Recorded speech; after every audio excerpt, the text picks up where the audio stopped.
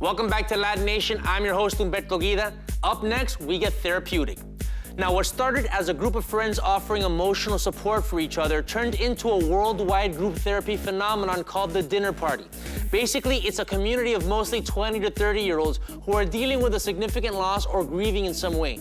Potluck dinner tables are organized within the group to provide a forum in which members discuss the ways emotional strife affects their lives, and through that process, many members learn how to thrive in life after a loss. It's a unique communal way to work on pain, and it's a story you're only gonna catch here on LatiNation.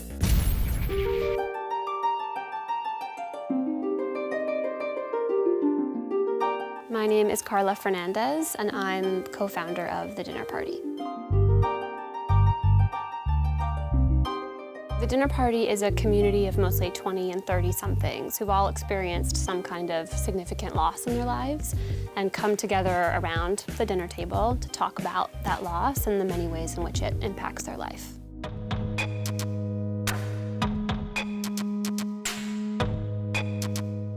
The dinner party kind of started by accident as a group of friends and friends of friends who became friends. And for a long time, you know, it kind of spread that way. It had grown in reaction, I guess, to institutions and to like what had felt very clinical and top-down. So when my dad first passed away, I did go to some traditional grief groups, and I recognized that they're really helpful for some people. I remember going to this one and literally sitting down in this circle of metal folding chairs, and there was just a box of tissues in the middle. And there wasn't really any introduction between the people, any foreplay, you might say. And then all of a sudden we were telling these really personal stories, and it just felt kind of cold, and it felt a little institutional, and I wanted to be able to connect with people about this experience in a way that felt like home to me. And your mom's name? Betsy. Betsy. New little cheers. But at a certain point, we also realized that this story was bigger than just Carla or myself or the kind of women around that original table, and that there was a bigger kind of shared story and a hunger that we had no idea really existed when we got started, because part of what brought us all together was a feeling that we were all alone. If one thing's for certain, we are all going to experience loss. We envision a day in which, when that happens, whether it's to you or to somebody that you love, there's a seat at a dinner party waiting nearby. That's why we need your support, to take what we've already learned and to continue building the infrastructure beyond our existing 5 tables.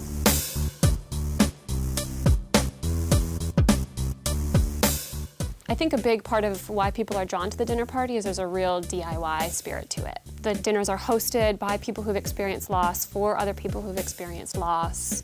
There isn't sort of a boss in the room or a licensed professional. We have hosts who know how to create a safe space, but at the end of the day, it's really just about young people coming together and sharing their story.